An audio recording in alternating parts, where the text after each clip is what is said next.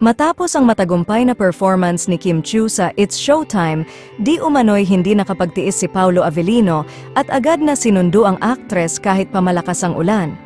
Ayon sa ilang sources, di umano'y bitbit ni Paolo ang isang buke ng mga bulaklak bilang pagbati sa mahusay na performance ni Kim. Nang mabalitaan ng mga fans ang sweet gesture na ito, hindi napigilan ng karamihan ang kiligin. Ayon pa sa ilang sources, tila hindi nagpatinag si Paolo sa malakas na ulan, basta't makita lamang si Kim at maiparating ang kanyang suporta. Ang ilan ay napapansin na tila may espesyal na koneksyon na nabubuo sa pagitan ng dalawa, lalo na't madalas silang makita na magkasama sa mga recent activities gaya ng jogging at biking. Ang sweet, sana all my Paolo, sambit ng isang netizen na nagpahayag ng paghanga sa pagiging maalaga ni Paolo kay Kim.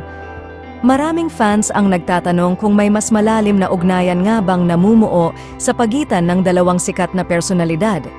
Bagamat spekulasyon pa lang at walang pangkumpirmasyon ang balitang ito, masaya naman ang mga fans sa idea na sinundo umano ni Pao si Kimi sa Showtime.